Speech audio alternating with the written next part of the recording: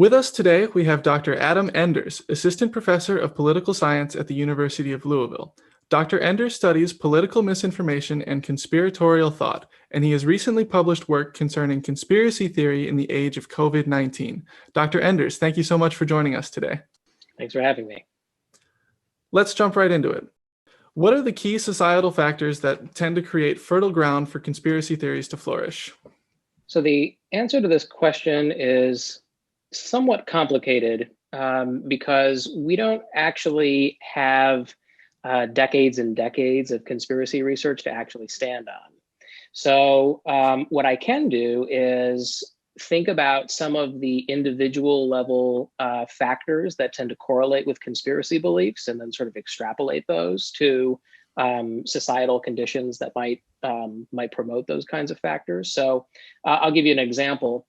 We tend to find that socioeconomic deprivation, which is to say people who tend to occupy lower rungs of the socioeconomic ladder frequently hold more conspiracy beliefs than people who are a little bit more well-to-do socioeconomically.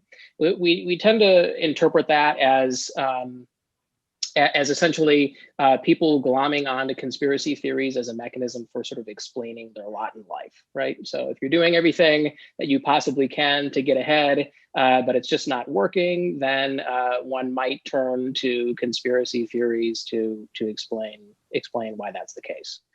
So sort of extrapolating from that, we might say that socioeconomic inequality could be a factor in a broader societal factor that encourages conspiracy beliefs.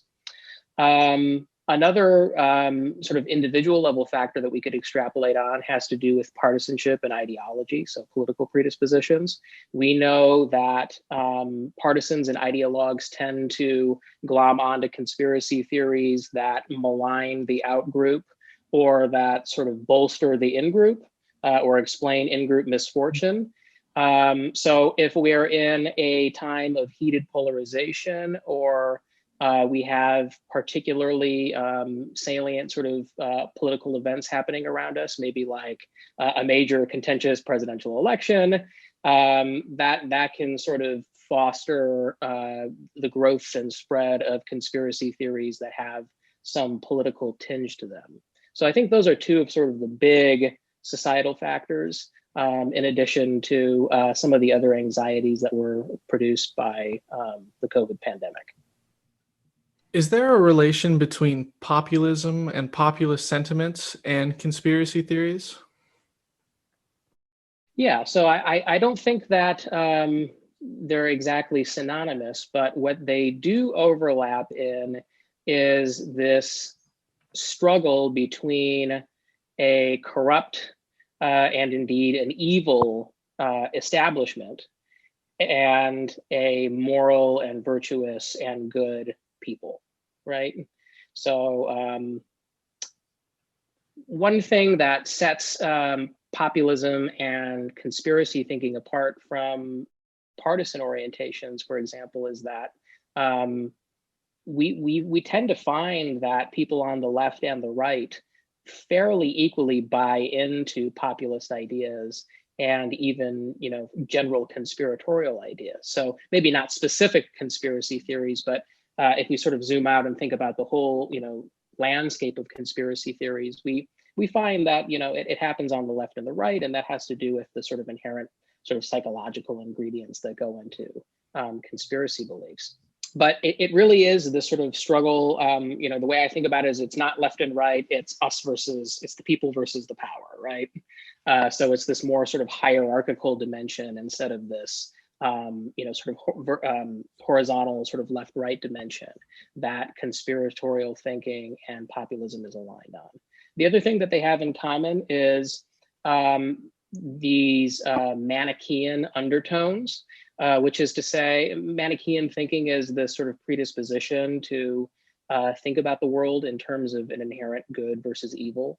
So conspiratorial thinking and a lot of populist ideas tend to couch their ideas in these good versus evil terms. How does COVID-19 fit into the picture? Has it made a bad situation with conspiracy theories worse? Yeah, so I mentioned some of those broader societal factors before. We do have relatively high levels of socioeconomic inequality right now. We do have a high level of polarization. We did have a very contentious presidential election last year. So all of those societal conditions were already present. And what COVID added to that was a whole slew of additional opportunities for anxiety. So we have additional economic anxiety because people are losing their jobs. People are worried about losing their jobs, whether they lost them or not. They're worried about the next, getting back to normal and when they're going to be able to hang out with their friends and embrace their family members, right? So this is to say that the pandemic, brought on all of these anxieties that all sort of circle around these key psychological constructs of uncertainty and helplessness and powerlessness. And what we know is that when people start to feel helpless and powerless, and when they start to feel uncertain, they sort of inherently, albeit subconsciously, try to do things to regain control, right? And regain some certainty and get themselves back into the driver's seat. And one way to do that is to turn to conspiracy theories. Now, this might not be the best way to actually regain control over one's life, but it does feel a little bit better because you're taking this otherwise very messy world and you're imposing some structure on it. So one way to think about conspiracy theories is that they're stories, right? That have this regular narrative form that pops up over and over again. So we've got these malicious villains that are sort of doing these bad things to us, and at least it feels familiar.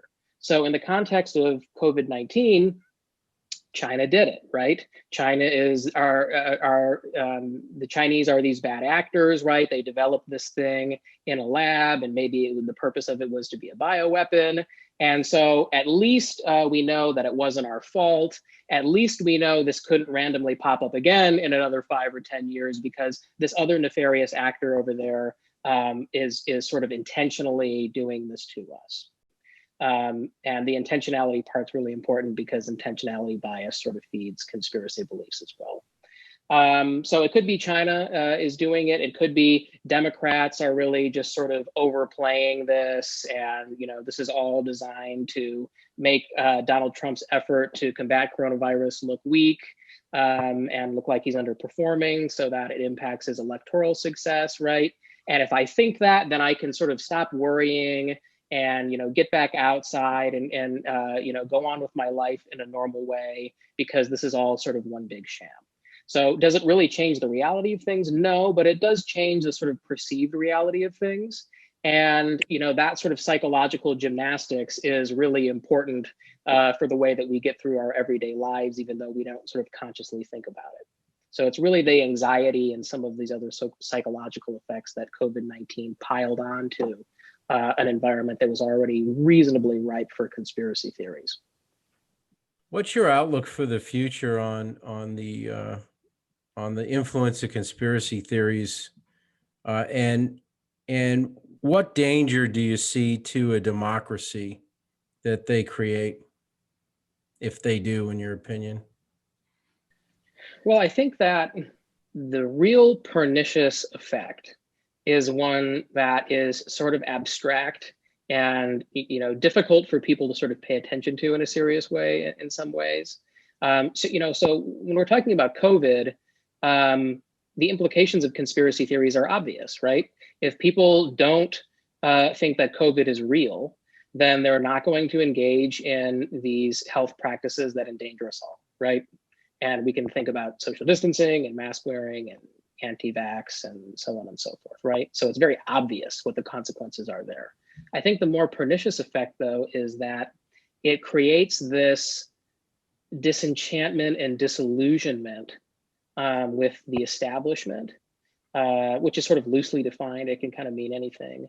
And it creates this sort of inherent and very sort of unproductive suspicion of all of authority. And so if we get to a point where people don't trust anybody or anything, then, maybe we're not conspiracy theorists, but we're all going to be what I call denialists, right?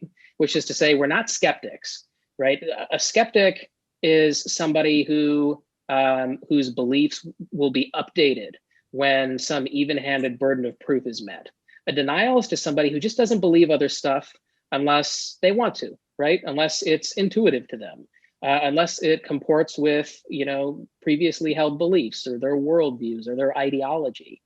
And conspiracy theories, and I think misinformation more generally, push us toward this direction of just thinking that everything is, potentially a lie, everything is suspect, we can't really trust anybody, so you should just believe whatever you want to believe, which is to say the sort of post-truth era.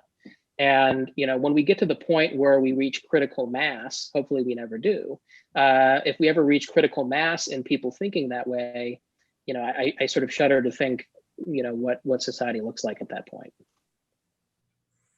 Are there efforts in the education community to look at mitigation strategies for something like conspiracy theories? Are people doing work on that now, or is that, as you said, it's still so young? Is that really not happened yet? So in the sort of the misinformation research area, there's a little bit more of this. So there are sort of preventive strategies and then corrective strategies. The preventive strategies have to do with inoculation or so-called pre-bunking. And the idea is expose people to some information that is out there in the world, or some element of that information that's out there in the world, and then explain to them why it's wrong, or demonstrate that other sort of authority figures have sort of debunked this, and this is problematic for reasons X, Y, and Z. And the idea is, if people know that they might encounter this, and you sort of get ahead of it and sort of debunk it before they come into contact with it, i.e., pre-bunk, then you can sort of stave off the effects of that misinformation. On the back end, we have corrective strategies, which is trying to determine who believes certain things and then exposing them to information that hopefully they will use to update those beliefs. So the sort of straightforward classical way that this is done is give some information from an authoritative body that describes why the misinformation is incorrect. We do have evidence that both of those types of strategies work when it comes to lots of different types of misinformation. When it comes to conspiracy theories, though, things are a little bit trickier. So I mentioned before that misinformation it only sort of requires, intuition or intuitive appeal, at least, and then, sort of non-expert status, right? So if it's something that's intuitive, but you're not really an expert, then you might be amenable to updating the belief, right? It's not something you care too much about. You just got exposed to something that was wrong. So, you update. With conspiracy theories, though, again, these mostly sort of emanate from this deeper seated worldview. So if I am sort of naturally prone to seeing these shadowy conspiracies and cabals all around me, then imagine how somebody like that would interact or react to a pre-bunking or a corrective effort, right? So first of all, if you don't trust anybody and everybody's part of the conspiracy, then who is an authoritative body that could possibly override my opinions, right? There isn't one. I inherently distrust all scientists. So if you tell me that the CDC said this is good information, I won't believe you. Conspiracy theories are so unique and important in this way, right? They're sort of inherently nebulous, and we can stretch them and shrink them and remold them to accommodate any incoming evidence, any countervailing evidence, and everything is part of the conspiracy. So, the people, in some sense, the people that we're most worried about in society, that we would most like to, sort of bring back to reality, are going to be the people that are going to react most aggressively I think, to the pre-bunking efforts, flagging on social media, notifications that fact checkers disagree, and so on and so forth. They're going to see all of that as part of the conspiracy. Is there anything that can be done to combat powerful political actors, whether that be politicians themselves, unelected officials, or people like news anchors who benefit from perpetuating these theories? Would you say that trying to educate people in the way that you mentioned is enough, or is there something else that can be done at the top? This is so tricky because, again, thinking about the incentives of political actors, I don't think there's, it's this random occurrence that all of a sudden we see elected lawmakers trafficking in conspiracy theories and misinformation. And it's not because those people randomly sort of became conspiracy theorists or something like that. It's because they think that it gives them some electoral leg up. So the reason why the Republican Party, for example, is hesitant to come out and formally rebuke somebody like Marjorie Taylor Greene is because they see that the sort of anti-establishment views and the disenchantment and the disillusionment with politics that are at the center of some of the conspiracy theories that she's promoted in the past, those sentiments are very widespread in the electorate, and they're very important to their base. And they're very important to some previously politically disengaged people that Donald Trump brought into the coalition. So they're not going to give that up. And I suspect that if that sort of scenario played out on the left, it would be the same, right? It's just there's an incentive to hold on to as many voters as you possibly can when polarization keeps proceeding the way it has and elections keep getting won on slimmer and slimmer margins. You need every single vote, and every single vote counts. In a sense, the solution is sort of easy in a sense, right? If politicians stop talking about conspiracy theories, they would basically go away in terms of their influence on politics. Political elites, media, lawmakers, president, so on and so forth, they set the parameters for political discourse. We like to think it's a nice idea that public opinion sort of constrains political elites, but the reality is that it's sort of a reaction to what political elites are saying and doing. So if you see lawmakers on television talking about issue X, Y, and Z, you're going to see more polling about issues X, Y, and Z, and then people will be talking in their homes about issues X, Y, and Z, even though there are a million other issues, right? So if lawmakers are talking about these things, it means that they're sort of implicitly putting them on the table, right, for regular political discourse. And if they stop doing that, they wouldn't be on the table for discourse anymore, and they wouldn't play a serious role in our politics. So the answer is, it's sort of simple in the sense that if elites stopped, it would stop. But elites don't really have the incentive to stop, I don't think. This might be outside your area of expertise or your research, at least. But how do you feel about social media companies like Twitter, YouTube, Reddit censoring conspiratorial theory on their platforms? Yeah, so I think this gets really nicely at the point I was just starting to work toward. I think that it helps with incidental exposure. So incidental exposure is when people are online minding their own business, they're not looking for conspiratorial information, and then they come into contact with conspiratorial information, and maybe they sort of adopt that, maybe they don't. And the idea is, if we can flag that information and call into question its veracity, then maybe we can sort of nudge these people who are incidentally exposed in a different direction. I don't, however, think that that type of censorship is going to impact the most conspiratorially minded people, right? They are going to see that as an attempt by the government or whatever conspiratorial body they have in their mind to manipulate our information and manipulate us, and keep us docile, and whatever else they have in their mind as being part of the conspiracy. So I think that it can help with incidental exposure. It's not going to really help with selective exposure, where people are going out and intentionally trying to look for information that is conspiratorial because it comports with their worldview. And we shouldn't underestimate the extent to which that happens. It happens a lot.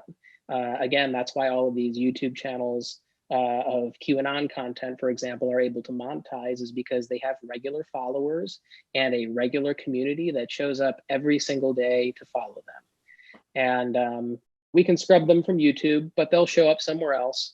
All of the accounts that I followed as a researcher that were trafficking in QAnon information, they just started their own websites, and they found other platforms that would host their videos, like BitChute and whatever else. So it set them back a week, not much longer than that.